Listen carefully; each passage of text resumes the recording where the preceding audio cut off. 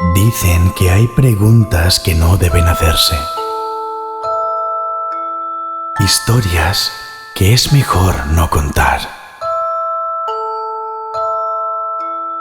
Pero hay quienes necesitan escuchar.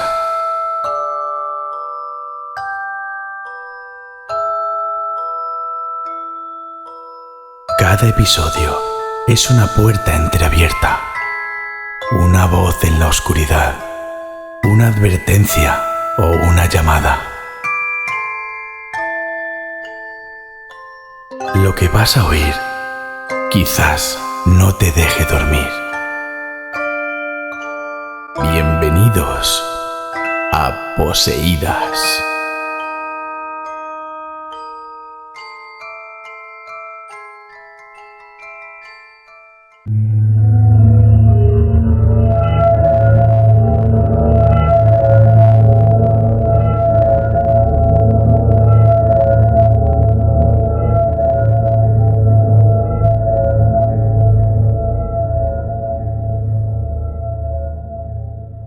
Pues nada, Iván, de nuevo estamos aquí echando el ratito y nada, que hoy venimos a hablar del Bigfoot o del Sasquatch o del abominable hombre de las nieves.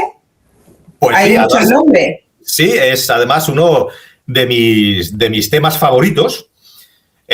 Vamos a llamarlo, si quieres, hombres salvajes, porque Bigfoot, vamos, el Bigfoot como tal lo has nombrado bien, pero el Bigfoot es de la zona de Estados Unidos solamente, ¿no? Luego, si nos fuésemos un poco más al norte, tendríamos el Sasquatch y de ahí podíamos irnos a cualquier parte del mundo, y con esto te digo que casi cualquier parte del mundo tiene su hombre salvaje. Que esto es algo que parece que no se sabe tanto. Bigfoot, Sasquatch, el Yeti, hasta ahí llega, no sé, un poco la gente que le interesa estos temas. Pero si yo, por ejemplo, te digo el Wendigo, que por ejemplo es de Canadá, sin salir del continente americano, o te digo el Urayuli, que es el de Alaska, y así podríamos ir a todos los continentes, a todos los sitios. En todos y cada uno hay un hombre salvaje. Incluso aquí en España tenemos el Simiot, que es de Cataluña, o el Basajaún, que es del País Vasco. Una vez unos franceses persiguieron a un hombre salvaje en Francia y saltó al País Vasco. O sea, folclore de este tipo hay en todos los sitios. Y la controversia que existe, esto como entrada, ¿no?, al programa, para que la gente sepa un poco de lo que vamos a hablar, es si se trata de un simio o si se trata de un homínido. O, evidentemente, una mezcla de las dos cosas no puede ser, porque somos especies diferentes, ¿no? Entonces, esa es la gran controversia. Digamos que son como las dos grandes escuelas de este tema que a mí me fascina. Si es un simio o es un homínido.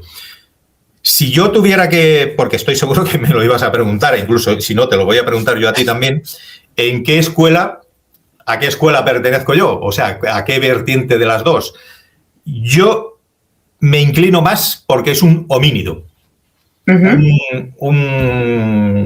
Una ramificación. Bueno, hoy día no se llaman homínidos, ya se dice homininos. Los homininos son los que caminan a dos patas, vamos a poner así, todos los que antes eran homínidos. Y yo me decantaría porque son homininos, o sea, son una rama.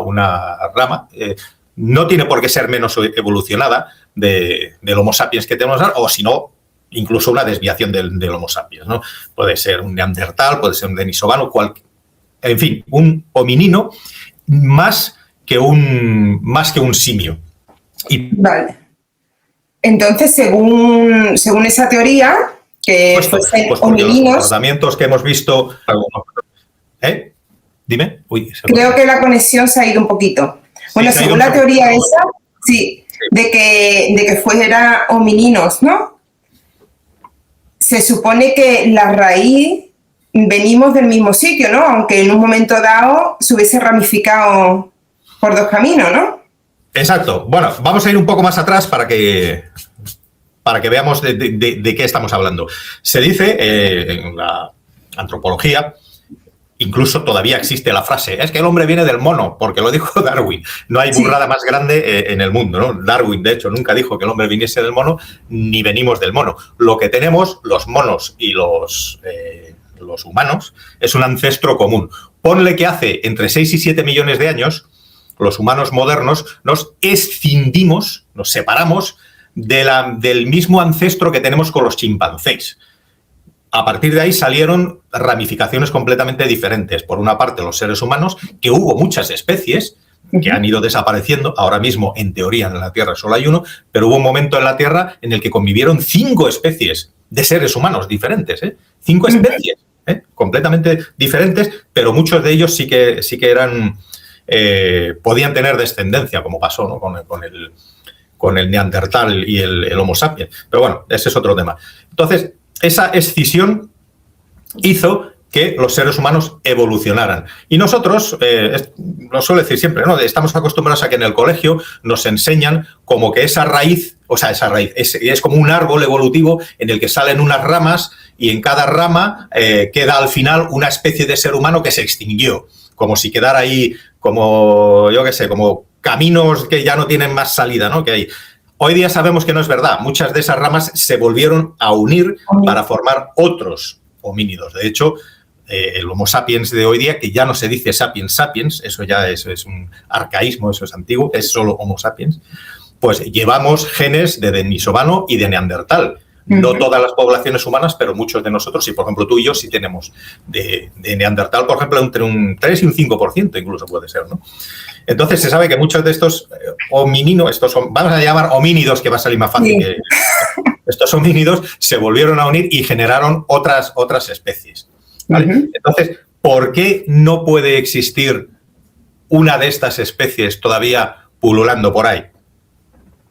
Y lo que te van a decir siempre es, no, porque nunca se ha encontrado un cadáver, ni unos restos, ni tenemos un cadáver en una mesa de disección, que es lo único que parece que puede convencer a la gente. Pero vamos a ver, analizamos un poco esto de por qué no lo tenemos. Si yo te digo, por ejemplo, date una vuelta por un bosque y encuéntrame el cadáver de un oso, ¿tú crees que lo ibas a encontrar? No. Yo creo que no lo encontraría. Un cadáver de un oso. No. Es mucho más probable que encuentres uno vivo, como yo el verano pasado, que a 300 metros de mi casa había huellas de oso, que encontrarte un cadáver. Y eso que los osos, que se sepa, no tienen ningún ritual funerario ni nada de esto. O sea, allá donde se mueren, allí desaparecen. Entonces vamos a poner que a lo mejor estos hombres salvajes puede ser que tengan algunos rituales funerarios de manera que cuiden de sus cadáveres. Pero vamos a suponer que incluso que no lo hagan. Cuando tú caminas por un bosque, y no estoy hablando de los bosques estos medio plantados que tenemos en gran parte de Europa, en España sobre todo, que son los árboles que los ves todos alineados, que están plantados y tal, entonces la visibilidad es mayor. Pero cuando tú caminas por un bosque de verdad, yo que soy de Escandinavia, conozco muy bien los bosques del norte y ni siquiera esos se pueden comparar con los enormes bosques que hay en Canadá y en Estados Unidos, pero sobre todo en el norte de Canadá.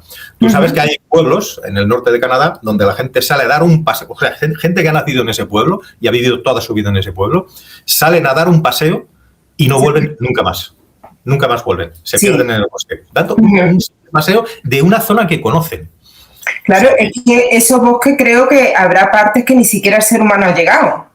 Pero la inmensa mayoría de ese territorio el ser humano no ha llegado nunca. Yo he sobrevolado muchas veces esas zonas en aviones, cuando trabajaba en aviones, y es como cuando atravieses el Amazonas. O sea, es un mar verde de trillones y trillones de árboles y lagos y montañas y lagos, o sea, que no ves absolutamente nada el norte de Canadá.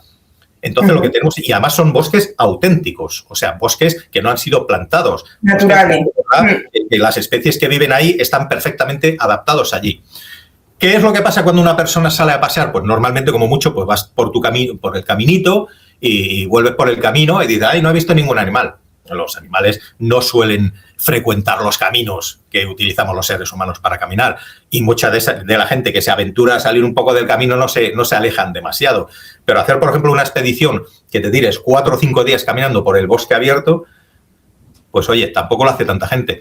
No. Y es que esa expedición, ese camino que vas a hacer, es un pequeño camino en una inmensidad gigante, que a lo mejor en ese momento no pasa por ahí un oso. Seguimos hablando de osos, ¿eh?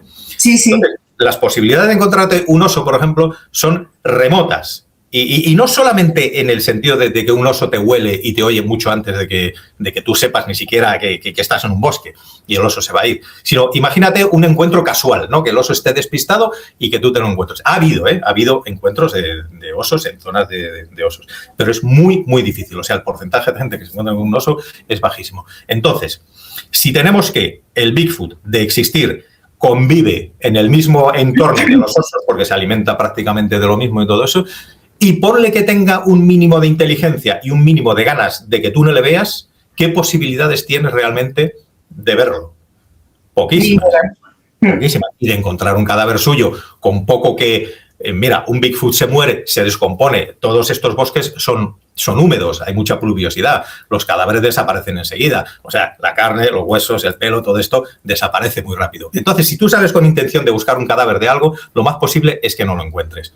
Entonces, sí, la explicación de eso. Y aparte, en un bosque, ya con esto terminamos, lo que es que los bosques, así, tú puedes ir andando, imagínate que te metes en un bosque de verdad, en la profundidad del bosque. Tú puedes tener un oso, vamos a volver al oso, a 3 metros de ti y no tener ni idea de que el oso está a 3 metros de ti. O sea, por la frondosidad que tiene, por lo bien mimetizados que están los animales en su entorno, y si el oso quiere que tú no lo veas, no le vas a ver. De hecho, viendo un documental de este tema, para el día de hoy, ¿no? Para ir cogiendo información, salía un cazador que sí tuvo un encuentro, parece ser que era con un Bigfoot, y además era a escasos metros.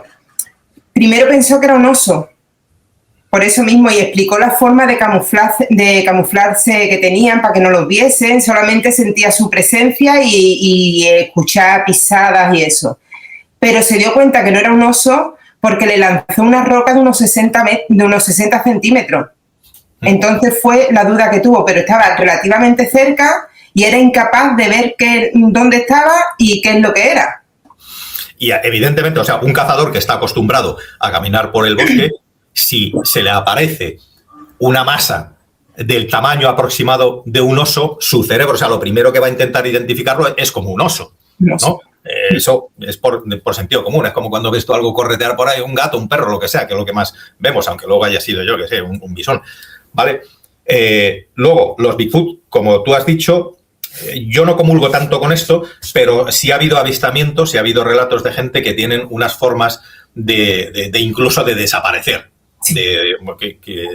Lo hablamos hace un ratito antes, ¿no? De empezar la conexión. De incluso de desaparecer, de hacerse translúcidos, de hacerse transparentes. Lo que sí es cierto es que sí se han encontrado huellas de Bigfoot en la nieve que desaparecen instantáneamente, o sea, no hay ninguna huella a la redonda en ningún sitio, o sea, una sucesión de huellas que como si hubiera venido un helicóptero y se lo hubiera llevado, ¿no? Esto también existe, que con otros animales pues no se ha dado el caso.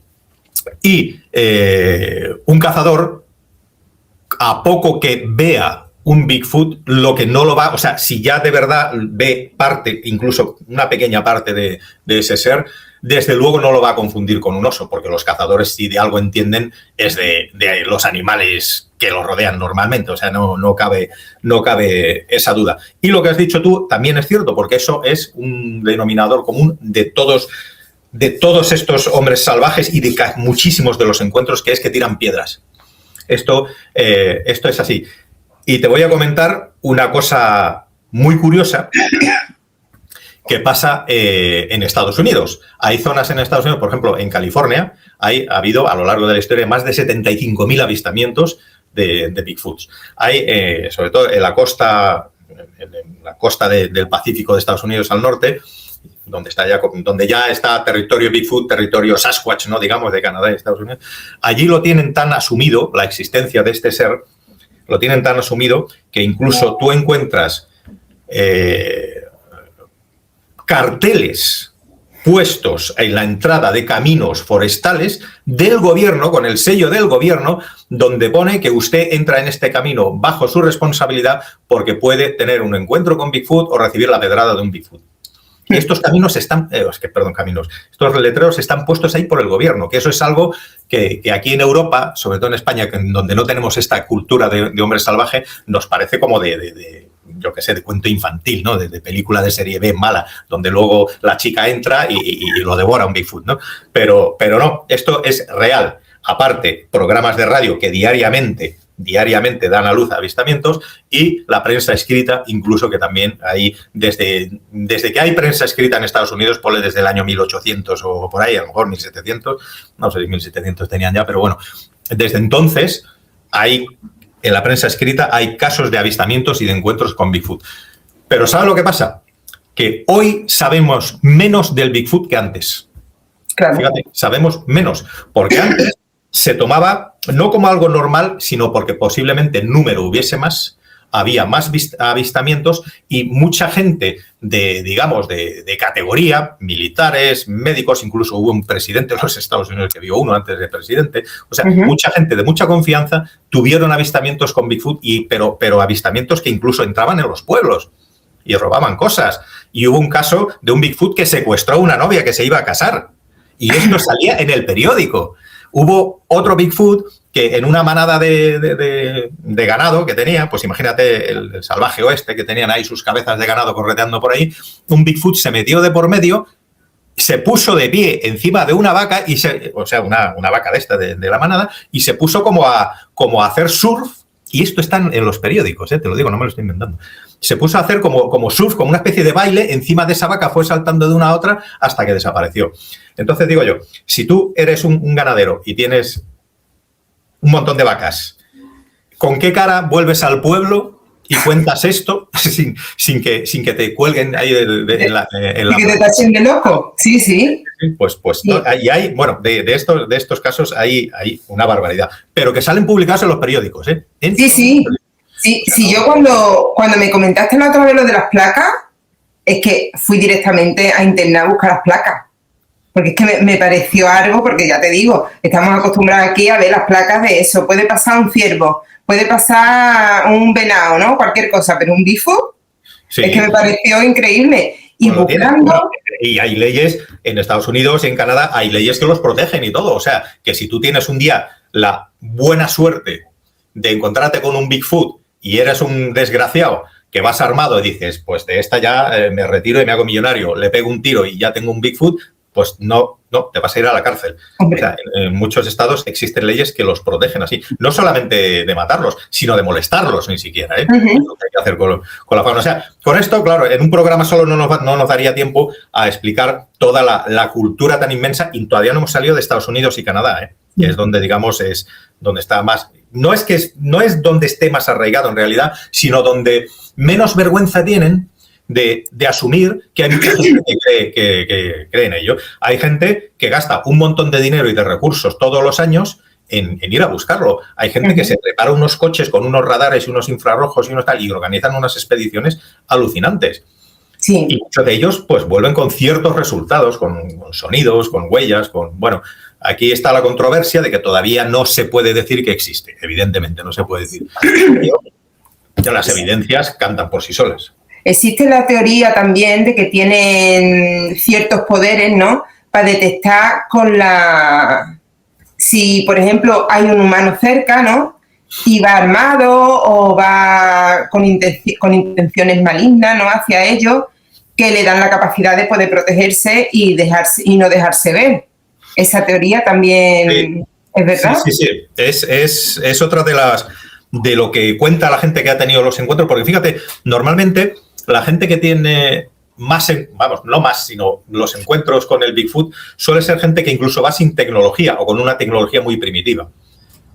A lo mejor con un móvil que tienen ahí consiguen alguna imagen así borrosa y tal, pues como siempre pasa en el misterio. Por desgracia es así, ¿no? Es igual que los ovnis. Yo siempre digo que las apariciones de ovnis van en relación inversa a la calidad del móvil que tengan, ¿no? De sacarle la foto. Pues aquí pasa un poco lo mismo, porque hay testimonios que dicen que van muy bien preparados, incluso las cámaras estas que se ponen en los árboles que detectan el movimiento, las no sé qué cam se llaman, bueno, que los dejan incluso meses, que se quedan ahí funcionando y luego y si pasa un animal, un ciervo, tal, pues aparece la foto, pues como que tú suponte que una cámara de estas tiene una duración de 6 meses. La ponen y, por lo que sea, no sé si es que avisan o no sé, hay gente que se ha dado cuenta que al poco tiempo se ha quedado sin batería esa cámara, que ha dejado de funcionar. O sea, que ha grabado algún animalillo y tal, pero sin saber muy bien por qué, la batería ha dejado de funcionar cuando debía de haber funcionado 10 veces más. Pues también se cree que los Bigfoot tienen esa capacidad como de hacer que los aparatos electrónicos dejen de funcionar y se queden sin batería. Por lo que tengo entendido, esto pasa bastante también en fenomenología poltergeist, ¿no? De fantasmas y espíritus y tal. Pues he escuchado muchas veces estos relatos, ¿no? Que alguien va muy preparado, pero luego no puede utilizar nada porque se ha quedado sin batería. Las baterías se agotan. Se agotan. Pues esto pasa exactamente igual. Y lo que has dicho tú, que también dice, estoy aquí relatando lo que hay. Yo no me creo mucho esta parte. Yo soy más empírico, lo siento, pero yo soy más empírico. Sí, yo creo que es que al ser algo desconocido le damos un poder más sobrenatural, ¿no? Es como algo más especial, ¿no? Claro, pero al ser algo desconocido también cabe la posibilidad de que sea verdad. Yo nunca voy a decir que no sea verdad ni nada. Cada uno luego tiene sus preferencias hasta que se demuestren, ¿no? Lo que has dicho tú de, digamos, la bondad de las intenciones de la persona. Si tú vas a buscar al Bigfoot armado y con mucha tecnología y tal, pues parece ser que tienes menos posibilidades que si vas con ganas de comunicar con ellos, incluso telepáticamente. Porque hay quien habla de que tienen hasta poderes telepáticos, ¿no? Que tú te internas en el bosque telepáticamente y puedes escuchar cómo se comunican ellos siempre en un principio, que es dando golpes con un palo en un árbol.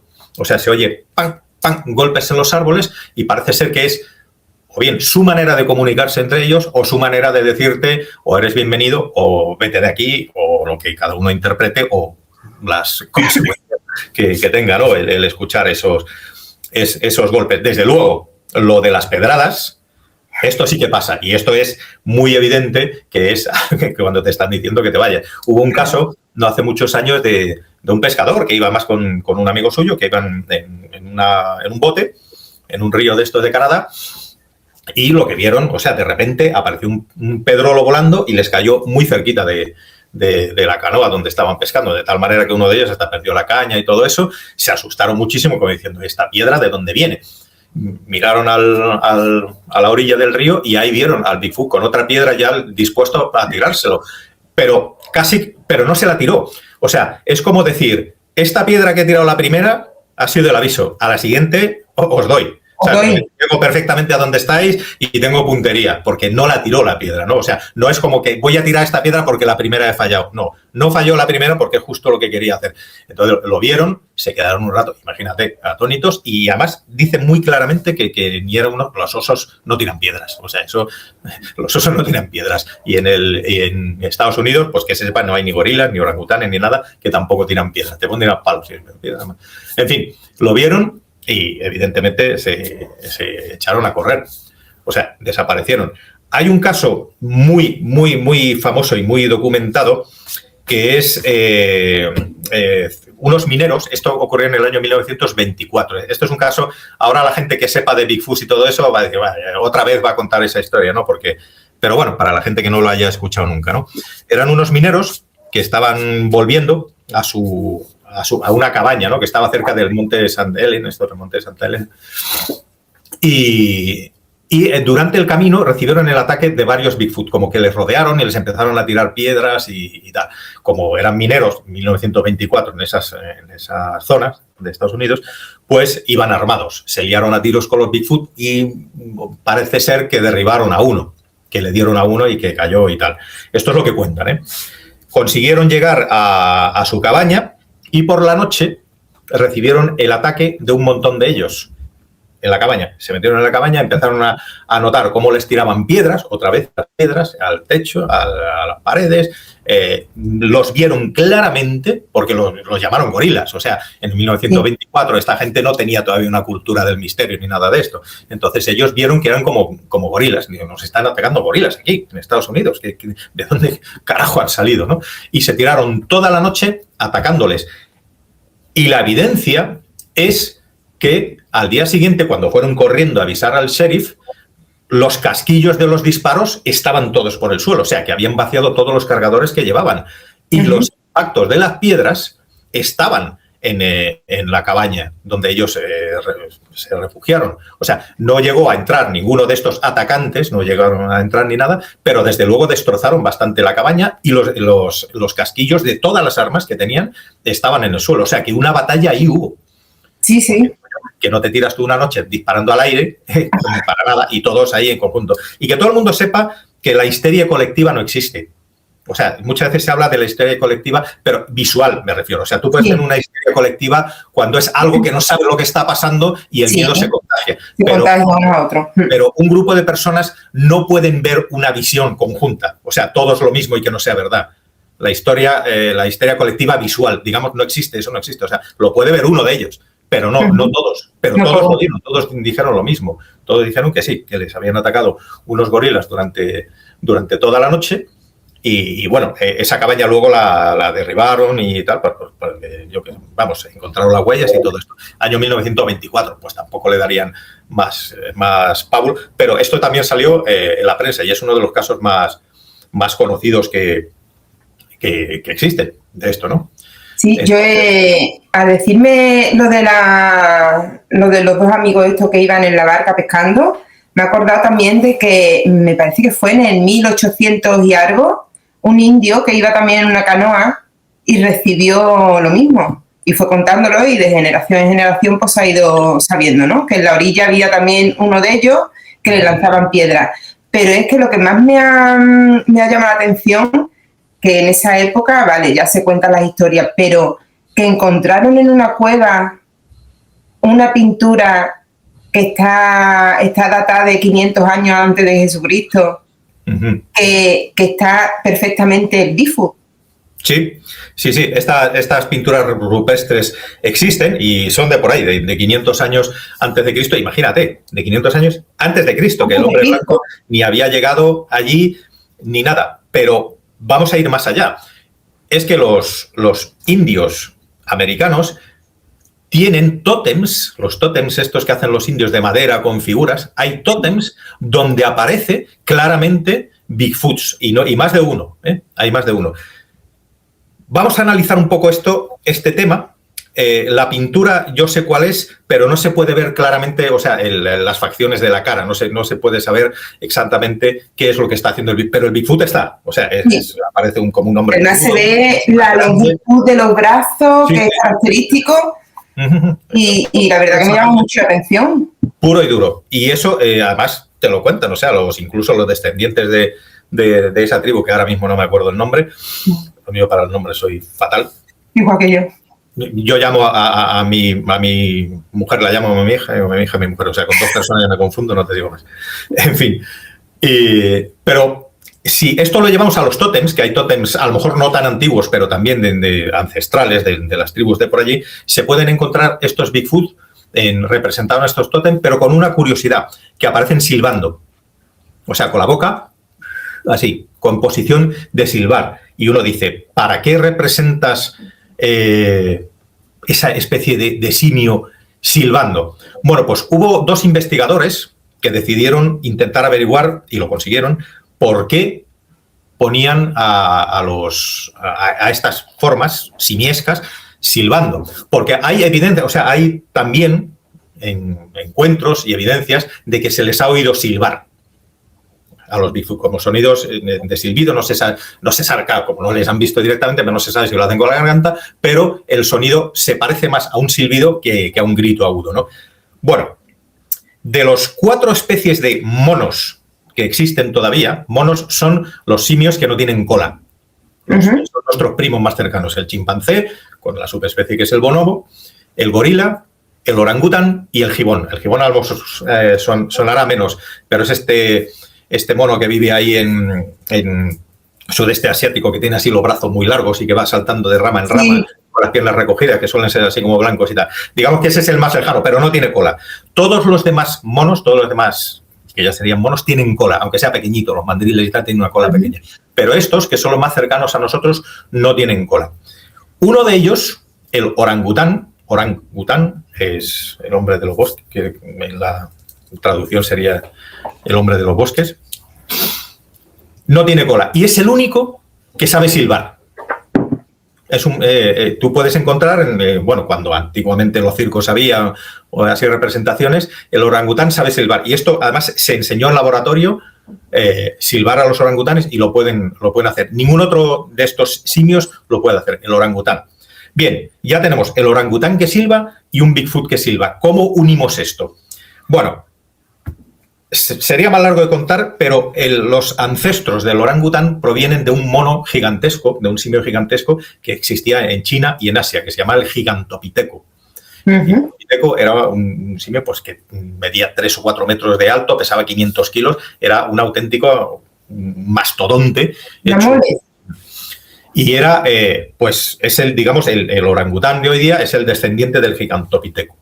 El Gigantopithecus se cree que emigró al continente americano a través del estrecho de Bering. A mí me hace mucha gracia porque el estrecho de Bering, en tiempos paleontológicos antiguos, debía ser una auténtica juerga de animales y personas yendo y viniendo, porque siempre que se habla del estrecho de Bering es como una vía de migración de todo. No sé si estás de acuerdo con eso, ¿no? Que si el hombre no sé cuánto se emigró por allí, el animal no sé qué emigró por ahí. O sea, yo hubiera montado un bar en el estrecho de Bering porque eso debía ser, como la gran vía de gente. Pero bueno, las evidencias parece que lo dicen, porque el estrecho de Bering, en la parte de Rusia y Canadá, que hay ahora unos islotes, en un momento era un puente que se podía transitar por allí, ¿no? Se podía caminar.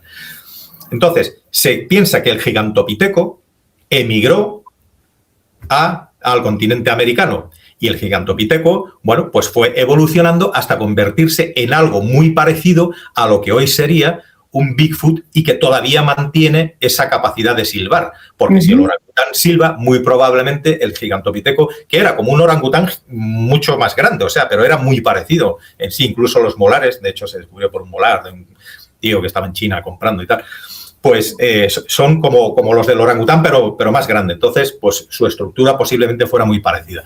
Por lo tanto, igual sabía silbar. Y de ahí que estos indios, sin ellos, saber que esta iba a ser una pista muy importante, a lo mejor, y solo a lo mejor es una teoría, una posibilidad, ese Bigfoot es un descendiente del Gigantopithecus, que es una de las teorías que existen, de que los Bigfoot y todos estos hombres salvajes descienden de este simio y que ya está extinto, y que por eso lo ponen silbando como una característica que tenía, ¿no? Y que les llamaría la atención.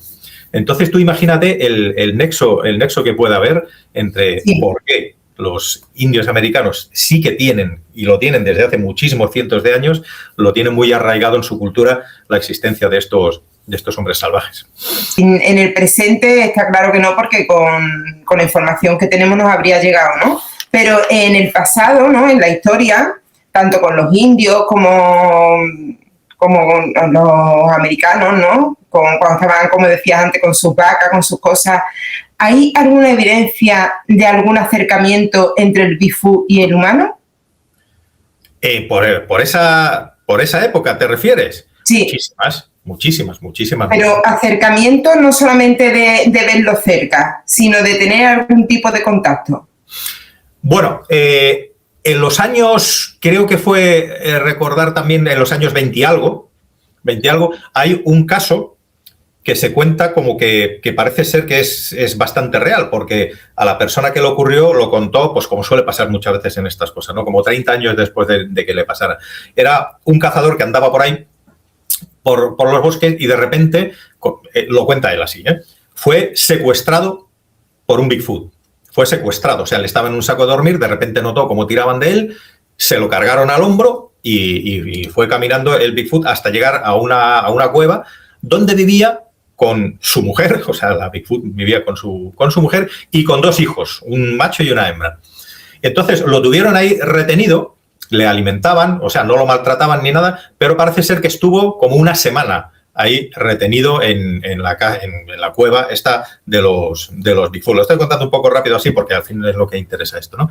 Hasta que se le ocurrió una vez dar tabaco de mascar, en esa época el tabaco de mascar, que lo utilizaban todos, le dio al Bigfoot no me acuerdo si fue a la madre o al padre que estaba allí, los demás estaban fuera, le dio tabaco de mascar, le enseñó cómo había que mascarlo. O sea, esto ya está, si esto fuese verdad, ya está connotando como que tienen capacidad de como que te puedes comunicar con ellos, ¿no? Como que pueden entender o por lo menos imitarte, ¿no? Le enseñó cómo tenía que mascarlo, le dio tanto asco, o sea, le dio tanto efecto al Bigfoot que, pues, en un quiebro, este hombre se consiguió escapar, ¿vale?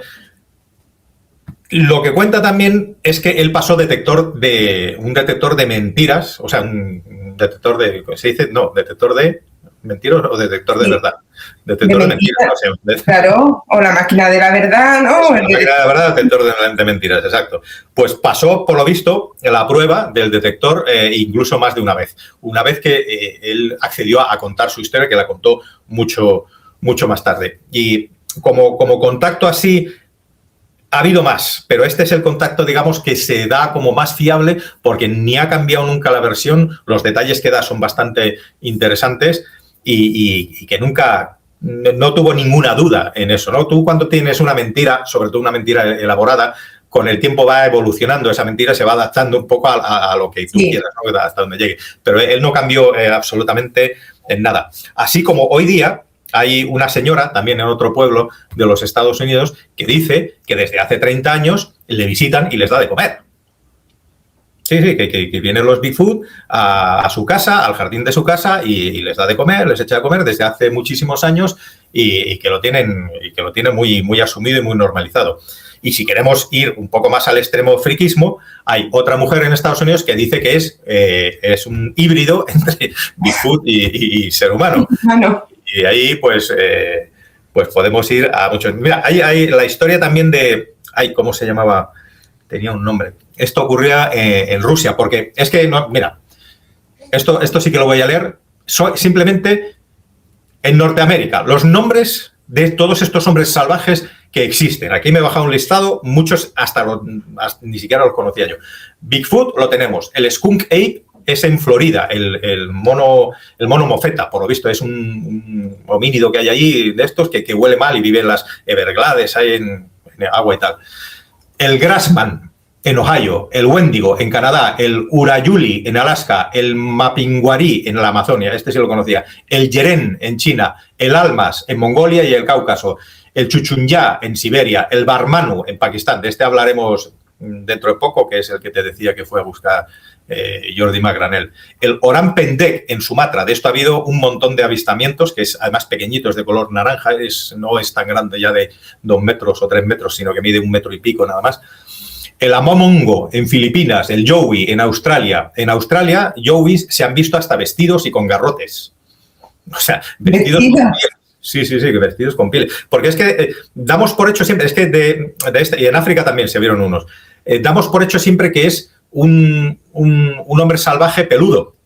Pero es que luego se ha llegado a pensar que muchas veces esos avistamientos rápidos no es que fuese peludo, sino que llevaba pieles de animales encima. Claro, que iba vestidos con pieles. Eso puede ser, y eso pues daría más razón todavía que más que ser un simio, pues será un primo nuestro, un homínido, ¿no? El Mande Baruk en India, en Tokoloshe, África Austral, el Basajaún en el País Vasco, el Woodbush en Europa medieval, porque en el centro de Europa también ha habido. La lista podría seguir, pero para que veas, hemos estado en 4 continentes, en todos los sitios hay una cultura de hombres salvajes, como, mira, pues el programa que hicimos antes, igual que había niños lobos que se desarrollaron y en edad niño los capturaron, porque los capturaron. Imagínate que un niño de estos se hace mayor, se hace fuerte, se hace grande y se queda viviendo en el bosque, pues se convertirá en un hombre salvaje de estos, sin ninguna duda, o sea, sin ningún problema. Entonces, ese es el tema. No sé qué estábamos hablando exactamente antes de esta lista. Antes de la lista, lo que habíamos hablado era eso, si había habido algún acercamiento entre... ¿cómo se llama? Es que lo tengo en la punta de la lengua, pero no me sale el nombre. Y mira que lo sé. Esto es un caso en Rusia que se encontró... ¡qué rabia! Uy, yo me hago mayor. Bueno, encontraron a una mujer en un pueblo de Rusia y de esto hay una evidencia hasta fotográfica y bueno, ahora te diré más cosas. De una mujer enorme que no hablaba, que tenía una fuerza sobrehumana, que era peluda, así muy grande, que la cazaron. O sea, la cazaron y la encerraron en este pueblo. Esta mujer, y era una mujer, no soportaba estar dentro porque pasaba mucho calor, entonces pues le gustaba más estar en la jaula donde la metieron, al exterior. La alimentaban así pues con carne cruda, no hablaba ni nada y la tuvieron ahí encerrada durante mucho tiempo. Entonces, poco a poco, esta mujer, te diría, busca, si tienes ahí internet, tú puedes entrar para buscar el nombre. Es que me está dando mucha rabia y no me Sí, dime. Busca Mujer salvaje de Rusia o algo así. Y ya verás cómo sale el nombre ahí, cómo se llamaba. Bueno, pues a esta mujer la tuvieron durante mucho tiempo en este pueblo hasta que poco a poco pues se fue, digamos, amansando y la empezaron a utilizar para hacer pequeños trabajos, ¿no? en ese pueblo, aprovechando la fuerza descomunal que tenía, ¿no? O sea, podía cargar troncos, se cuenta, podía cargar troncos que un hombre o dos hombres no podían cargar y ella los cargaba al hombro y los llevaba de un sitio para otro. Igual, pues para descargar carruajes con sacos, con trabajos duros de todo tipo. Tanto fue así que ya lo tienes, te sale... Me sale Agafia Lukova. Sí, no, pero tiene un nombre así como más concreto. Mujer salvaje de Rusia. Sí, me sale Mujer salvaje de Rusia, tal y como tú lo has dicho. No, pero no, tiene otro nombre. No, porque... Bueno, da igual.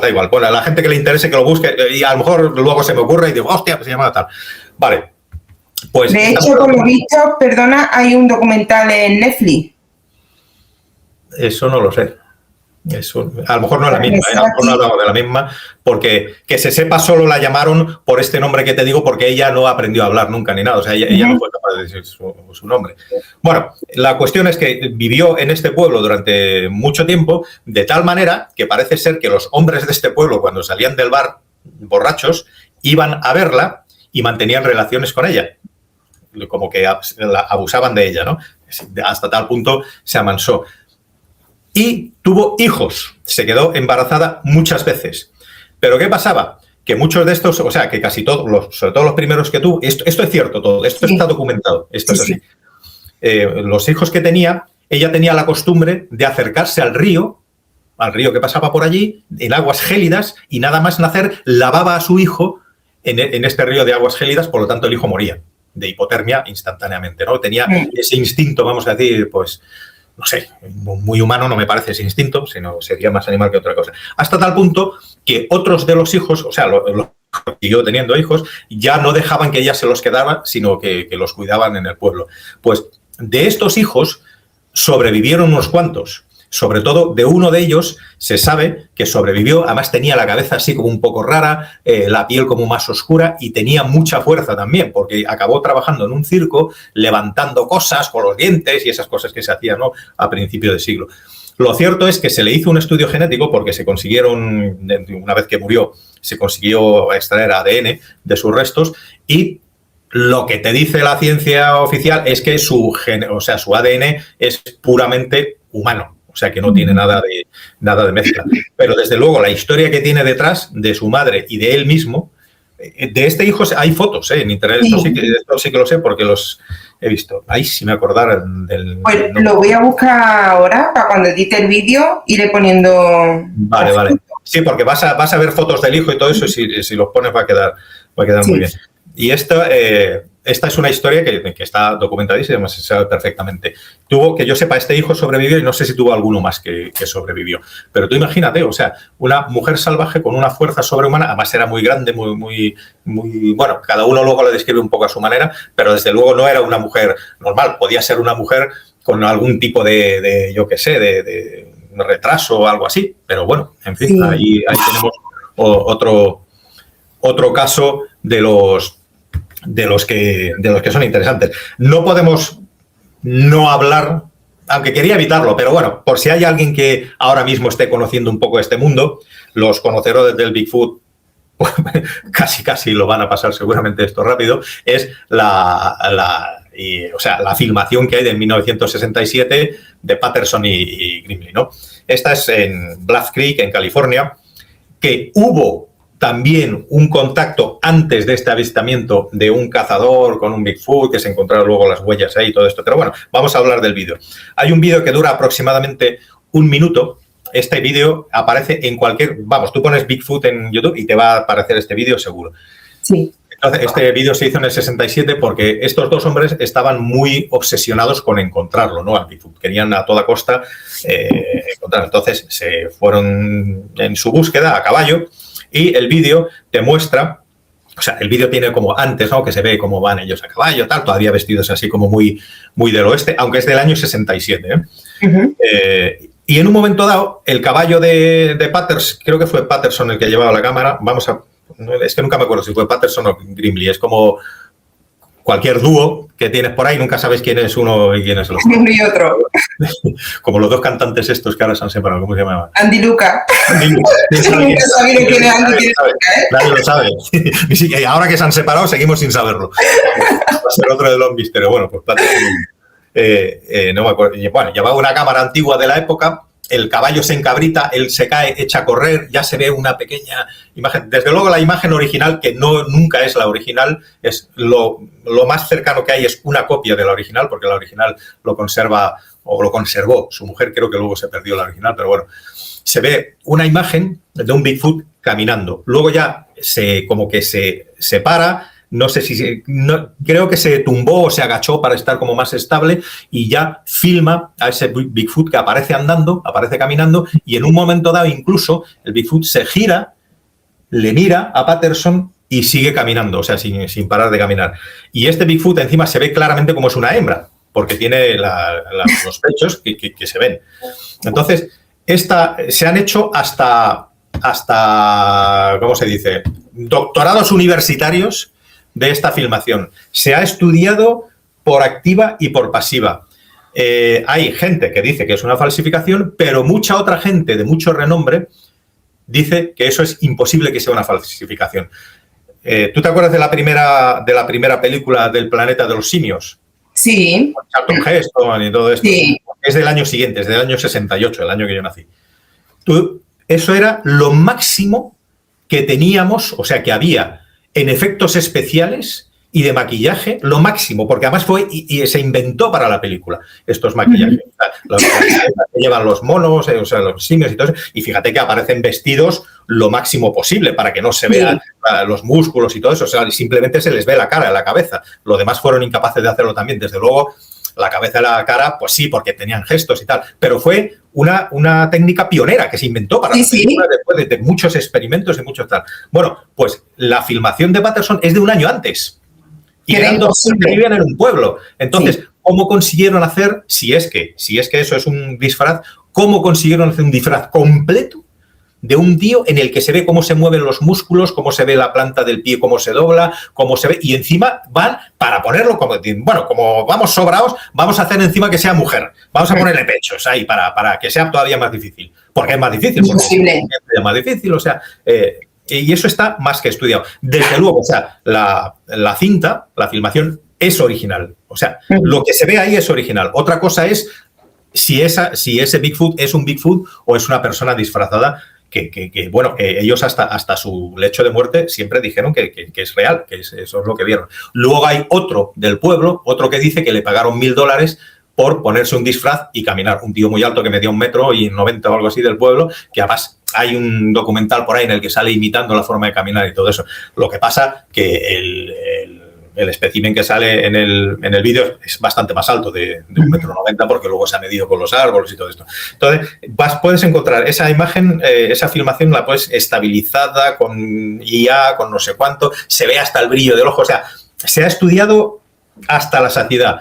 Y te lo dicen hasta gente de Hollywood, gente que entiende de efectos especiales, dicen que es imposible que esos dos hubieran podido hacer eso, ni esos dos ni nadie en esa época, pero mucho menos dos personas, perdón, en un pueblo que hayan conseguido un disfraz así, porque no existían esos disfraces. Y ahí es, digamos, la más famosa que hay del Bigfoot. Digamos, si hay alguna evidencia que pueda tomarse como real, sería esta, para quien quiera creer que sea real. Yo pienso que sí que es real. Fíjate, es lo que te digo. Hay otros tantos que piensan que no, pero bueno. Hombre, es que nada más que por lo que tú dices, al año siguiente hicieron la película. Sí, de los simios. ¿Y cuántas películas de después no han conseguido que tú la veas a día de hoy, la película de hace pocos años, y películas que se han gastado en dineral, que han caracterizado a personas, y dices tú, ahora me río de lo que vi en ese momento y me llamó la atención, ¿no? Sí, sí, sí. O mientras más, tantos años atrás, ¿no? Fíjate. Yo creo que sí. Yo estoy, yo según lo que he leído, lo que he escuchado, lo que he visto, yo creo que existe y que evidentemente en algún momento de la historia habrá alguna grabación real como esta de la que estás hablando. Sí, sí, sí, vamos. Evidentemente es lo que se dice siempre en estos casos del misterio, no siempre decimos lo mismo. Algo hay. Algo hay, porque no puede ser... vamos a ver, ¿las pirámides existen? Sí. ¿Cómo puede ser que tantas culturas, sin haber tenido jamás contacto entre sí, construyan pirámides, ¿no? La explicación lenta, o sea, la explicación fácil es decir, hombre, si tú coges a gente que no sabe construir, no entiende mucho de arquitectura, o sea, yo te doy a ti un montón de piedras y te digo, haz la cosa más alta que se te ocurra y te va a salir una pirámide. O sea, amontonando piedras te sale una pirámide. Pero bueno, eso sería la explicación fácil. Pero ¿cómo es que todas estas culturas hacen una pirámide tan complejas y tan bien hechas? Tan perfecta. Y todas tienen esa forma, porque uno, si ya consiguen ese nivel de tecnología, de arquitectura, pues oye, yo voy a hacer un edificio como hacemos ahora nosotros, ¿no? Hacemos edificios más bien, ¿no? Que son cúbicos para...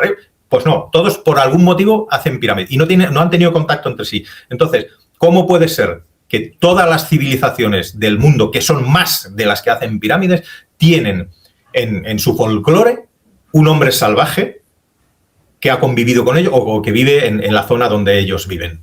O sea, sí.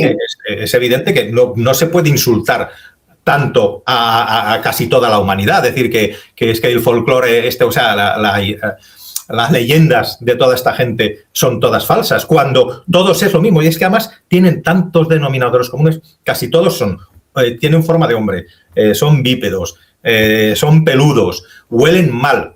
El que huelan mal, fíjate, tiene una explicación. Los osos, por ejemplo, huelen mal cuando comen carne. ¿Por qué? Porque cualquier animal que come carne y que tiene pelo, la carne que come se queda pegada en el pelo y se descompone. Y luego de ahí van moscas que ponen huevos. O sea, se genera como una especie de putrefacción en este pelo, que bueno, a los animales les da un poco igual, pero lo que también es un denominador común es que siempre antes de un avistamiento del Bigfoot hay un olor nauseabundo que invade, ¿no? Esto lo dice además todo el mundo, todos los avistamientos que ha habido. Y es muy normal, porque el Bigfoot tiene que ser omnívoro, o sea, tiene que comer de todo, porque a base de comer bayas y fresas y raíces, pues no, un bicho tan grande no se mantiene. Entonces tiene que comer carne también, por lo tanto, evidentemente, y si encima la acumula, imagínate que tiene un punto de inteligencia. Caza y acumula carne en su guarida. Pues evidentemente esa carne se descompone y acaba oliendo mal. De ahí el olor que puede tener, ¿no? O sea que es que no se puede negar que existe algo, que ya sea una cosa u otra. Yo desde luego sí que creo que existe. Tantos nombres como has dicho antes, de diferentes sitios, diferentes localizaciones, por ejemplo, como el abominable hombre de las nieves, que siempre ha estado con nosotros en nuestra cultura desde chicos. Hemos estado viendo a esta figura tanto en dibujos animados, en películas, en libros, siempre ha estado presente. Es algo que si dicen que no existe, no sé, pero siempre ha estado presente en nuestra cultura, ¿no? Y en nuestra vida.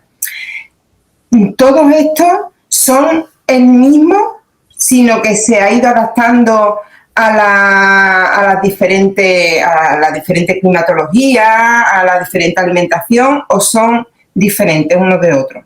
Evidentemente, si viven en partes diferentes del planeta, son especies diferentes, o como mínimo variedades. Una variedad en zoología se llama cuando una especie, que es lo mismo, una parte de esa especie se aísla en algún sitio y empieza a tener una evolución paralela, digamos, ¿no? Entonces acaban siendo dos especies diferentes, ¿no? Aunque procedan de la misma.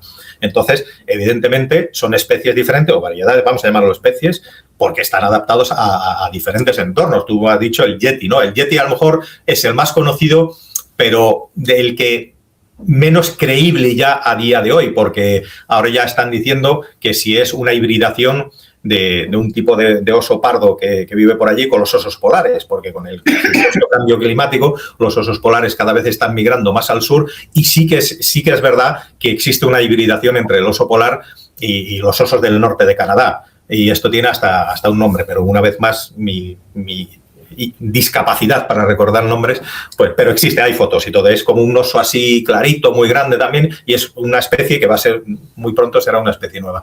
Pero el yeti se cree que es una hibridación de estos osos, que es lo que se ha visto, aunque las evidencias dicen lo contrario. Mira, por ejemplo, en muchos monasterios, bueno, pues eran budistas de esa zona del Himalaya, ¿no? Ya nos estamos moviendo hacia el Himalaya, tienen un libro de saber ancestral y tal, donde vienen descritas todas las especies animales de la zona, ¿no? Pues el pájaro tal, el cual, o todos los que ellos conocen o conocían en ese momento, a lo mejor es que hay más, ¿no?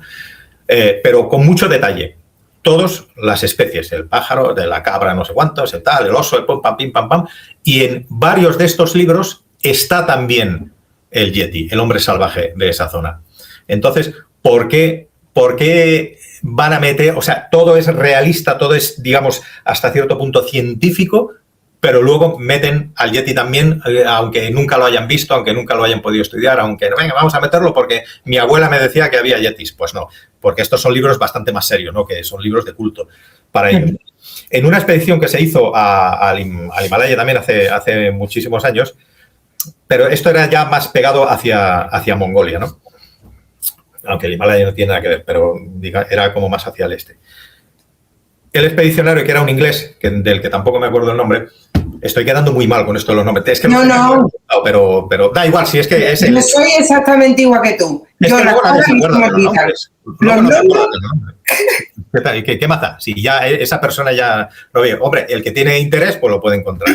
Claro, ya te digo, yo buscaré... No sé qué año y muerto en no sé cuándo. Es que esos son datos. Estamos hablando cosas muy generales. Bueno, pues él descubrió, era un científico también, imagino que zoólogo, volvió describiendo una especie de caballo salvaje que vive por allí, que todavía existen algunas especies, se llama el emillón, de esto sí que me acuerdo, una especie de caballo salvaje y un hombre salvaje de pelo largo, por la misma descripción de siempre. Y volvió con esa información, volvió a Europa. Del caballo salvaje, no se sabía nada, nunca se había sabido nada, y del hombre salvaje, pues imagínate, más allá de las leyendas de cada país. Bueno, pues resulta que ese caballo salvaje, años después, se descubrió, se evidenció de que existía, y el hombre salvaje, pues, bueno, más que los avistamientos que ha habido. Pero ¿por qué voy a volver yo de una expedición diciendo que he encontrado un caballo salvaje, que ya hubiera sido suficiente, ¿no?, para tener éxito en la expedición, y mentir diciendo que había un hombre salvaje también? ¿Entiendes? O sea, eso sería tirar por tierra toda la expedición. Y estamos hablando del año, creo que fue en 1800 y algo. O sea, que no era coger un avión y irte y ya está. Sino, imagínate las expediciones de entonces, que eran mucho más... Eran mucho más costaban mucho más dinero. Bueno, pues en esa zona también existe los almas y los almasti. Existen desde hace muchísimo tiempo en toda esa zona del Cáucaso, que una de las teorías dicen que pueden ser descendientes del denisovano, que es una especie de homínido también que se descubrió allí. En fin, a ver ahí por todos los lados. O sea, a ver ahí por todos los lados, y avistamientos los ha habido de todos los sitios. Lo que sí es verdad es que hay que desmentir es del yeti, en los monasterios, que hay algunas reliquias que dicen que son del yeti. Hay como una especie de cráneo, de la parte de arriba del cráneo, con su pelo y todo eso, que lo tienen ahí en una urna. Luego hay una mano también, que también dicen que es del yeti. Bueno, alguna de estas reliquias, de hecho todas, se ha podido estudiar y ninguna es del yeti. Es de osos y de cabras, o sea, no es verdad. Pero no tiene por qué ser, es que muchas veces una reliquia, sobre todo para estas culturas, no tiene por qué ser una parte real de eso que digamos, adoran. No es que lo adoren, pero lo tienen ahí como reliquia, sino que es como una representación de eso que tienen, ¿no? Porque, hombre, conseguir un cacho del cráneo del yeti, pues, imagino que será difícil. Entonces, oye, vamos a poner este cráneo que se parece y es como una representación del yeti. Claro, representan y lo tienen presente de esa forma. Exacto. Entonces no vale con decir, no, es que esto no es. Bueno, no es, pero ellos representan como que sí. Es igual que nosotros, o la gente que sea cristiana religiosa, un crucifijo con Jesús no es Jesús, es una representación. Y es un cacho de madera ahí con un, ¿sabes? Pues lo mismo. Evidentemente. Y mira, yo te iba a preguntar una cosa. También leyendo, he visto que han encontrado en los bosques, sobre todo en Canadá, como una especie de... cogen los árboles y los entrelazan unos a otros, Sí. como haciendo una estructura, ¿no? Sí. Y por un lado he visto que eran como para dar la bienvenida a los visitantes. No creo. Pero... Eso ya cada uno que interprete... Cada uno que interprete lo que... Yo no me atrevería a cruzarlo, por si acaso. Pero... parece ser que tiene, no sé, ¿no? Que tienen ciertos códigos, ¿no? O que utilizan ciertas señales en el bosque, o bien para ellos mismos delimitar su zona, o no sé, ¿no? Para representar algo para ellos. Tú dices las estructuras estas que se encuentran como unos palos que no llegan a formar un tipi. El tipi es la tienda de los indígenas, esta que es así con forma piramidal, pero que son como palos caídos en todas las direcciones. Esto, desde luego, descarta que sea natural. No, esto los ha tirado el viento. El viento, cuando tira palos, los tira hacia el lado donde sopla el viento. Claro. Es muy difícil que el viento sople simultáneamente de todos los puntos a la vez y converja de forma que todos los palos caigan en un punto central, ¿no? Eso lo descarta completamente. Y luego, esos palos se sabe que han sido partidos, o sea, partidos tronchados por alguien muy fuerte que ha sido capaz de troncharlos y exactamente ha querido darle esa forma. Evidentemente, ¿qué significan? Pues ahí estamos, habría que averiguarlo. Desde luego, lo que significan es que ahí yo estoy diciendo que yo estoy aquí, porque no deben tener ninguna utilidad práctica. Que si son refugios de yetis, no, es que no sirven para nada. O sea, tú no te puedes meter ahí. ¿De qué te sirve tener 4 palos encima? No te quita ni la lluvia, ni el frío, ni nada. O sea, evidentemente son una manera de avisarte, son simbólicas, ¿no? Son unas señalizaciones que te están diciendo algo. ¿Pero qué significan exactamente? Como mínimo que yo vivo aquí, yo paso por aquí, estoy aquí. Una forma... Luego, una forma de bienvenida o una forma de decirte que no pases por aquí, yo creo que luego va a depender del comportamiento que tú tengas.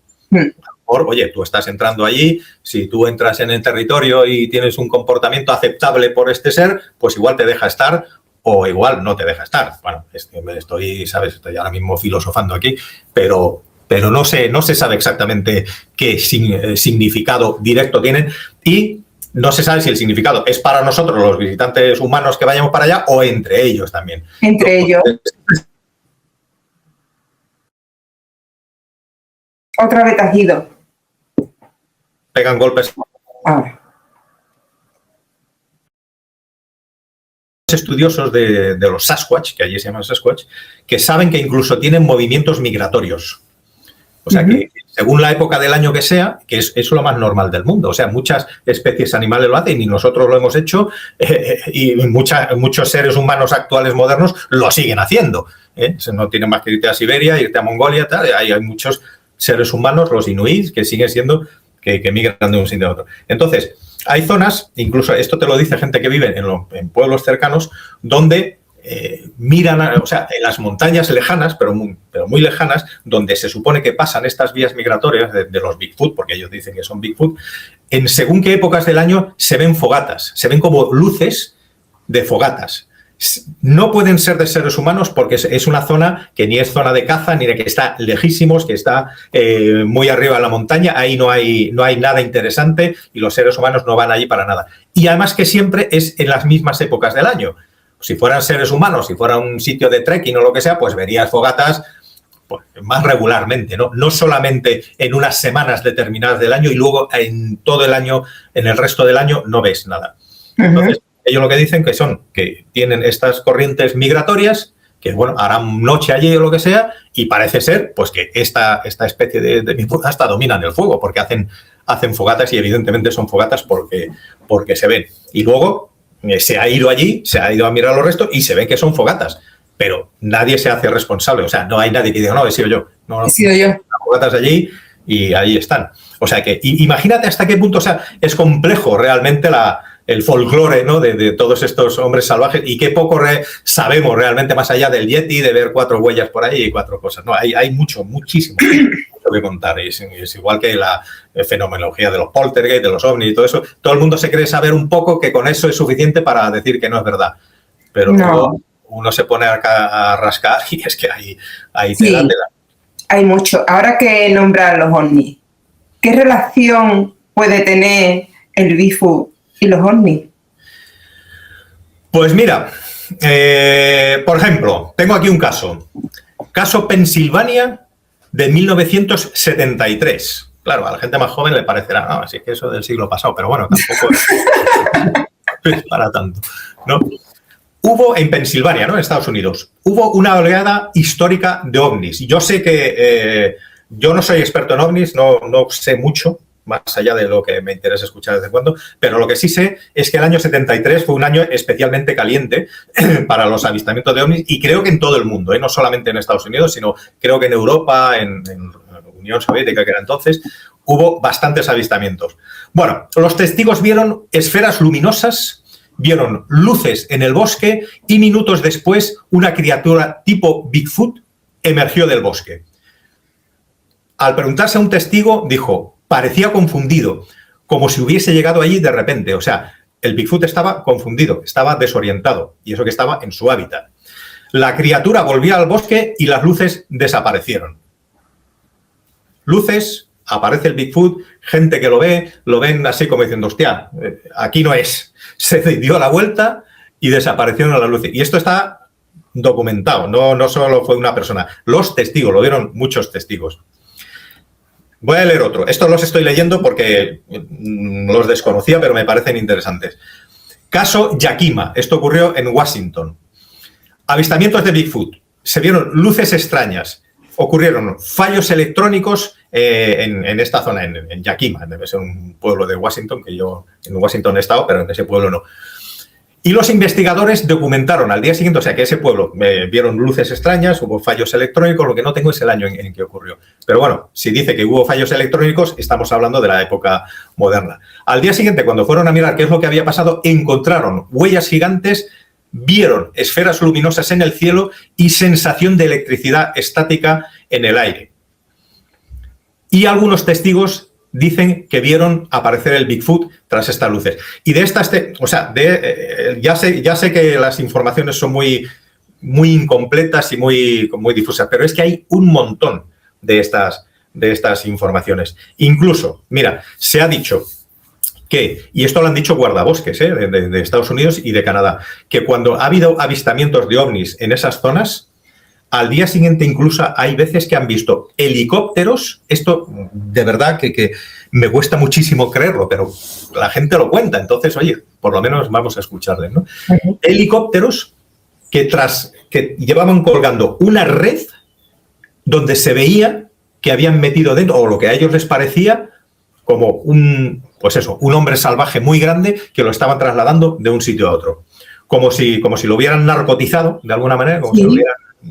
y lo estaban trasladando de un sitio a otro siempre que ha habido avistamientos de luces. Y otro guardabosques canadiense dice que siempre que ha habido avistamientos de Bigfoot junto con avistamientos de luces extrañas, ha aparecido por ahí gente a investigar sin identificar.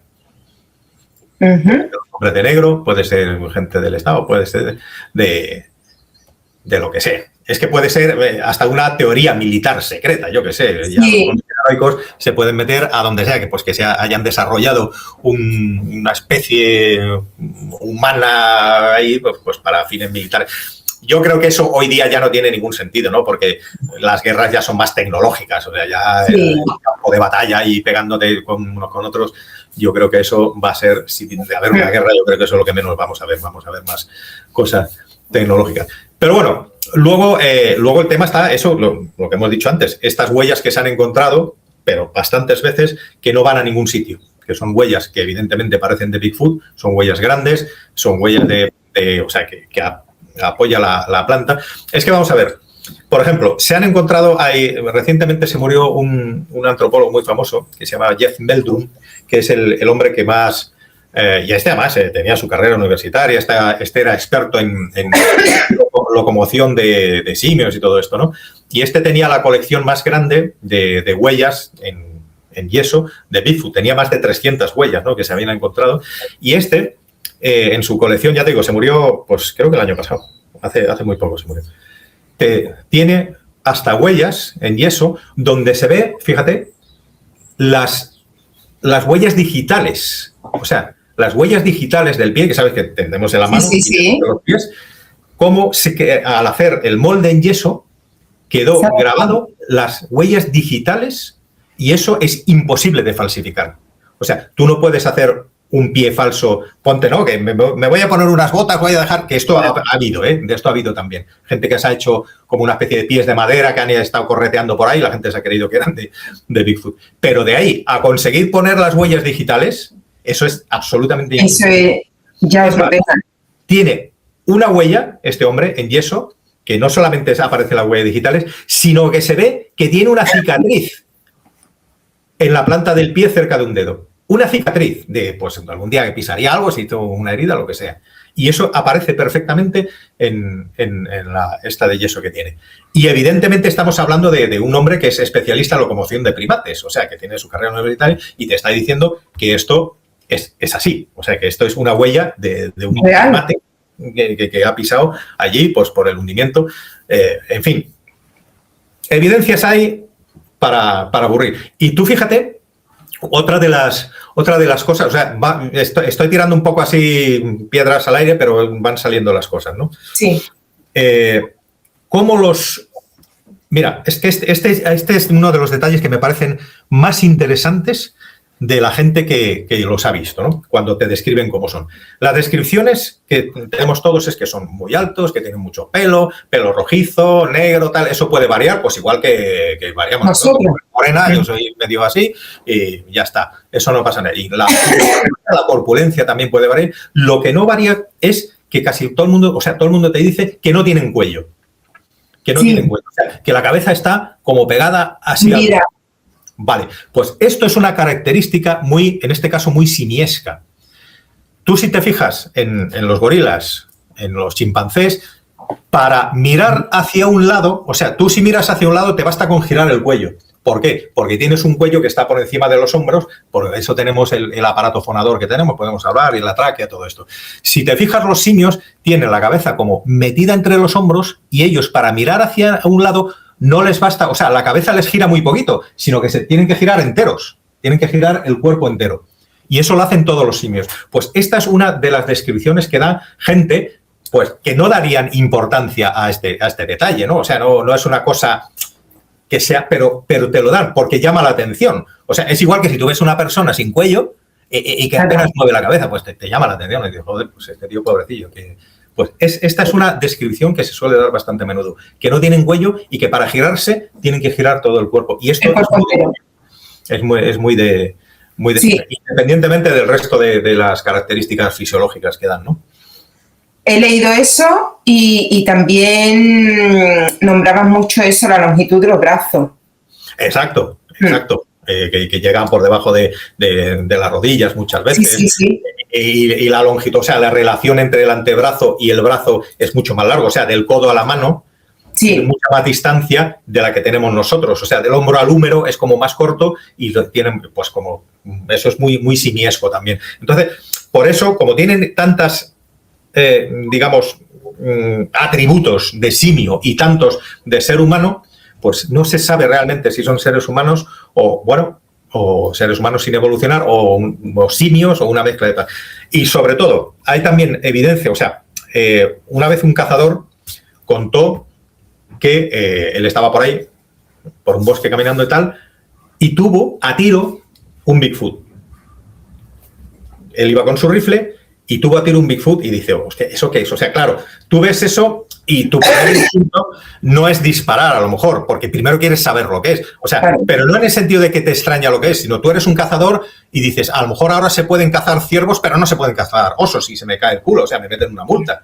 Entonces, claro, como no sabes lo que estás viendo, no lo tienes claro, está lejos, en el bosque y tal, pues evidentemente te quedas un rato como diciendo, ¿puedo disparar o no puedo disparar a esta especie?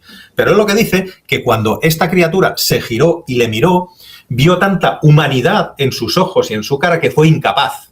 O sea, que fue incapaz, que aunque lo hubiesen dejado, dijo, es que yo no puedo disparar porque me parecía como muy humana su mirada. Un humano. Cogió y se fue. Y me parece, este relato me parece como muy real, ¿no? O sea, muy, no sé, como muy... A mí me pasaría, ¿no? Yo no soy cazador ni lo seré nunca, pero que vas a disparar a alguien, pero simplemente el que te mire y te transmite esa inteligencia o esa humanidad, digo, hostia, yo no voy a disparar porque vete tú a saber, ¿sabes? No por las consecuencias, no estoy hablando de no. legales, sino que tú mismo dices, yo no voy a matar a alguien que me parece que soy como yo, ¿sabes? Sí. Mato conejos, pero no mato... No mato a otro hombre, ¿no? Claro, ahí está.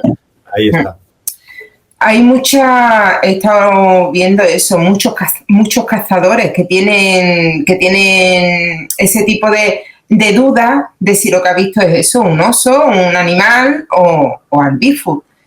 Pero muchos de ellos coinciden en que cuando creen que es el Bigfoot es la rapidez con la que se mueven. Aun siendo tan pesados y tan grandes, dicen que se mueven con una rapidez increíble, que se fuman. Y me recuerda mucho a lo que tú dices de las huellas, que en algunos momentos desaparecen las huellas. Sí, y incluso hay relatos que dicen que desaparece el ser en sí mismo, o sea, que echa a correr y desaparece. No es que corra muy rápido y se haya alejado de mí, sino que da unos pasos y desaparece, se esfuma, se desmaterializa. Pues de estos casos ha habido bastantes también, porque un cazador, quieras que no, como mínimo, un animal de ese, o sea, una criatura de ese tamaño se va abriendo camino por el bosque y va dejando huellas. Hay cazadores que te pillan huellas de un gorrión que pasa por ahí y te es capaz de seguir las huellas. O sea, imagínate las de un Bigfoot. Entonces, dicen que sí, que pueden seguir las huellas un rato, pero luego desaparecen como si nunca hubiera estado. Ese es uno de los misterios grandes que tiene, ¿no? Este Bigfoot, las capacidades telepáticas que dicen que tiene, que es capaz de hacer, que tiene como un dominio del entorno que va mucho más allá de lo que nosotros pensamos. Yo ya te digo, vuelvo a decir, yo hasta ahí no llego.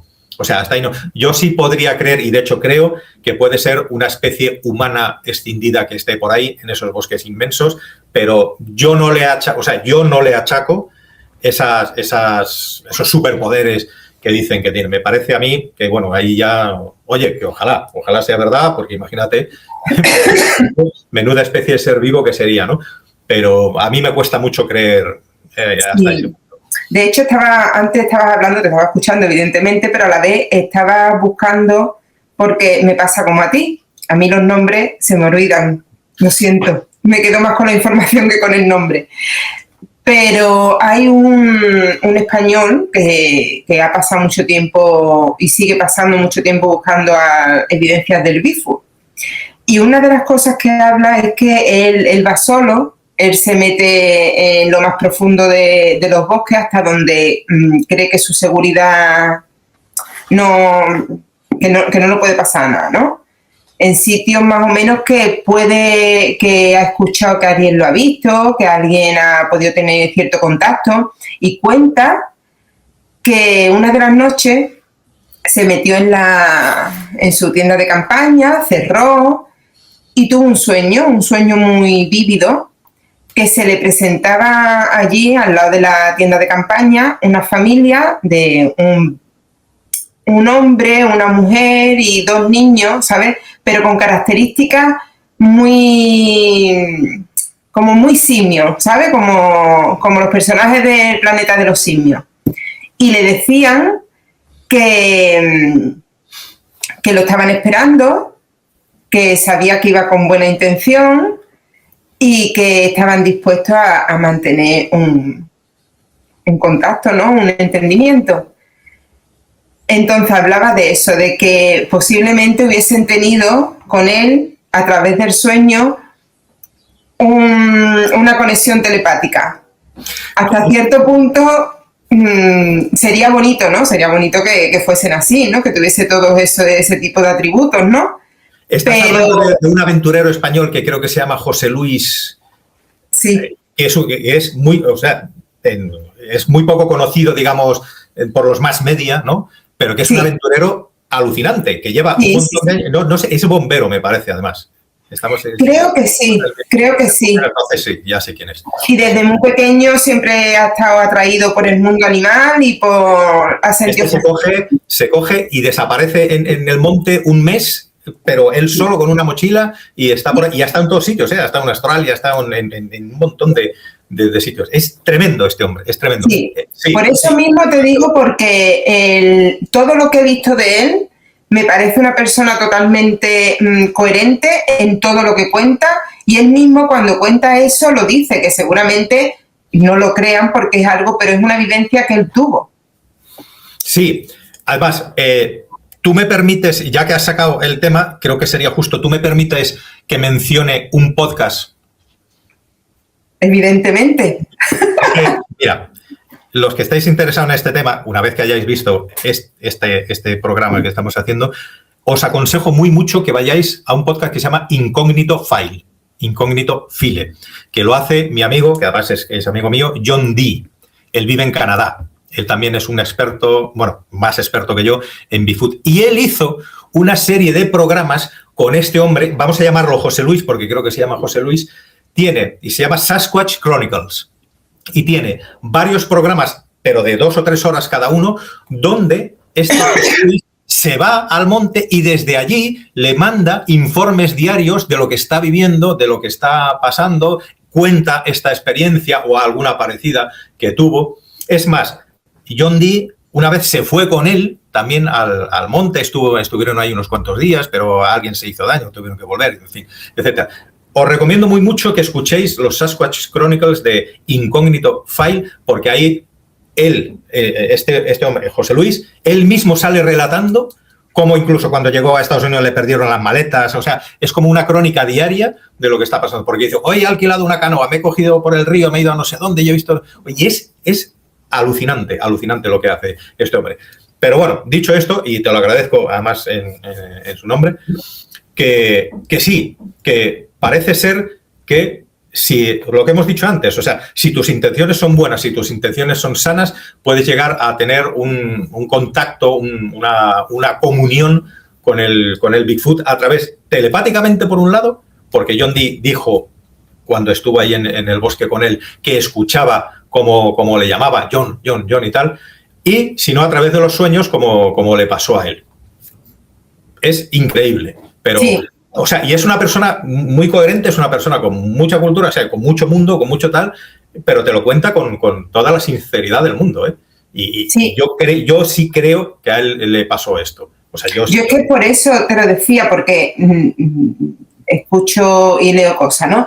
Se fuman, desaparecen. Es como en la película Depredador, ¿no? Se vuelve transparente y nadie lo ve. Sí. Tienen... Y lo lees así y me dice, querremos darle más misterio del que tiene, pero cuando lo cuenta una persona que te lo está contando de esa forma, es lo que dices tú, bueno, vamos a ver, aquí tiene que haber algo, ¿no? Porque qué necesidad, como decías tú antes, qué necesidad tiene este hombre de inventarse eso, con todo lo que hace, que con lo que hace él es más que suficiente como para tenerle cierta admiración, ¿no? Se acaba de caer una maceta o algo así aquí en el hórreo de arriba por el viento que hay, pero vamos, no. A ver si es el Bigfoot. Oye, pues mira, esto sí que sería un bombazo, que tenga un Bigfoot ahí por ahí arriba ahora que estamos hablando de él. Pero espero que haya sido una maceta, que se me suele caer siempre con el viento, y creo que va a ser la última vez que se caiga porque la quitaré de ahí ya para Pues nada, pues yo creo que has dado mucha información, ¿no? Por cierto. Sí. Zana se llama esta mujer Bigfoot rusa. Zana. Me acaba de venir y entonces lo he buscado. Conocida como la mujer salvaje de Abjasia, Cáucaso, en el siglo XIX. Fue una criatura enigmática descrita como una mujer gigante cubierta de vello, bla, bla, bla. Esto lo podéis buscar. Zana con Z, Zana. Tenéis información y sobre todo lo que existen son, como digo, fotografías de su hijo. Pero bueno, antes de terminar, sí. Si te parece, yo no tengo más remedio que hacer siempre una pequeña mención a un criptozoólogo que tenía, bueno, no, porque él era zoólogo, de hecho, lo que pasa es que se volvió criptozoólogo. Fíjate que es un caso de regresión, ¿no? De la zoología a la criptozoología, cuando normalmente suele ser al revés. Pero en este caso no podemos dejar este programa sin mencionar como mínimo por encima a Jordi Magraner. Jordi Magraner fue, nació en el 58 y murió asesinado en el 2002. Fue un zoólogo, etnólogo y criptozoólogo español, o sea, de padres españoles, pero él nació... creo que nació en Marruecos, pero que luego de muy pequeño emigraron, sus padres eran españoles de Valencia, emigraron a Francia y ahí estuvo viviendo toda su vida. Bueno, él era desde muy pequeñito, lo digo porque yo conozco a su sobrino y he hablado muchas veces con él y su sobrino lo conoció en vida y tal. Jordi Magraner era un hombre que desde muy pequeñito siempre estuvo fascinado por los animales. O sea, me cuenta su sobrino que él ponía, o sea, él se acercaba a una lagartija, le ponía el dedo así y la lagartija, en vez de él tener que cazar la lagartija, como hemos hecho todos de pequeños, o bueno, por lo menos los de mi generación, los de ahora no, los de ahora yo creo que salen corriendo cuando ven una lagartija. Nosotros los cazábamos y voy a decir que luego los soltábamos para quedar bien, pero bueno, en fin. Que él ponía el dedo y la lagartija le agarraba con la boca y así él la podía tener y él sí que la soltaba porque le gustaba. Entonces, le gustaban mucho los reptiles, siempre estaba por el monte, en fin. Consiguió un puesto en el Museo de Historia Natural de París, después de estudiar, después de terminar la carrera, o sea, tenía un buen puesto, pero después de leer un libro de criptozoología, El hombre salvaje, de Ivan Sanderson, sí, de Ivan Sanderson creo que, pues le entró el gusanillo este de los hombres salvajes. Total, que lo dejó todo y se fue a las montañas de Chitral, que están en Pakistán. Esto fue por los años 80, finales de los años 80. O sea, lo vendió todo, lo dejó todo y dijo, yo me voy a ir a estudiar. Allí en esta región se llama el Barmanu.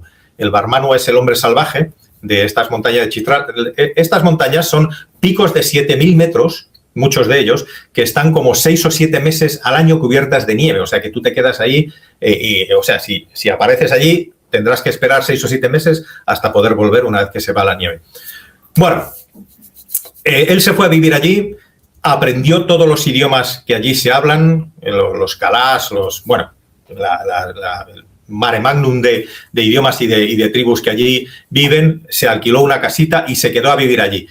Tuvo idas y venidas con España porque se quedaba sin dinero muchas veces, entonces tenía que, pues conseguir financiación, le ayudó a su familia, a su hermano, en fin, eso no nos importa tanto. Y él lo que iba es en busca del Barmanu, porque estaba convencido de que existía. Entonces, lo que él hacía, y esto lo sabemos porque se conservan muchos de sus cuadernos, otros se perdieron, es que tenía un cuestionario como de unas 60 preguntas que hacía a la gente. Ya había aprendido a hablar los idiomas, era muy bueno con los idiomas, se vestía como ellos e incluso le confundía como uno de ellos. De Jordi Magraner tenéis fotos también en internet que lo vais a ver y tendréis que buscar a ver quién es porque se parece mucho a ellos mismos porque se vestía, aprendió a montar a caballo, iba con 2 perros siempre. O sea, era como un Indiana Jones, pero mejor y español. Y me da mucha rabia pues que no se le conozca mucho. Entonces, él siempre que se enteraba de alguien que había tenido un avistamiento del Barmanu, se iba y le hacía una entrevista personalmente. Con estas, su teoría era, si yo hago siempre las mismas preguntas y obtengo respuestas parecidas, evidentemente podré llegar a la conclusión de que esas mismas personas que no se conocían entre ellas han visto a este ser que es así, ¿no? Y a esa conclusión llegó. Llegó a hacer bastantes entrevistas, muchísimas entrevistas a gente mayor, a cabreros, a pastores. Podría contar incluso, pero bueno, ya lo dejamos para otro día, si no, casos concretos de unos niños, incluso que uno apareció muerto y el pueblo, una serie de historias absolutamente verídicas y ciertas, porque él utilizaba un método muy científico. O sea, él no iba por el misterio, sino él lo que quería era demostrar que existía. O sea, no quería cazar uno, sino que quería tener pruebas fehacientes de que existía y estudiarlo, como se debe hacer en estos casos, en su medio. Bien, consiguió muchas entrevistas, llegó a la conclusión de que existía y llegó a escuchar los sonidos, los llegó a grabar de sonidos que sonidos guturales que evidentemente los tiene que emitir alguien que está entre el ser humano y el simio, y descubrió 2 especies, 2 o 3, no me acuerdo si eran 2 o 3, da igual, unos dicen 2, otros 3, de parásitos en unas heces. Esto es poco glamuroso, pero es real. Pero bueno, todo el mundo lo hace. Pero bueno, la ciencia no tiene que ser glamurosa. Que no se, o sea, él descubrió esas especies, no se conocían. Y oye, en esos sitios tampoco es que haya tantas especies de animales, hay cabras, hay esto y lo otro, pero bueno, él descubrió esos parásitos. Por lo tanto, si tú descubres un parásito en una hez que no está en ningún otro animal de la zona, puede ser que estemos hablando de un animal que no sea ninguno de esos. O sea, es un poco darle la vuelta al tema.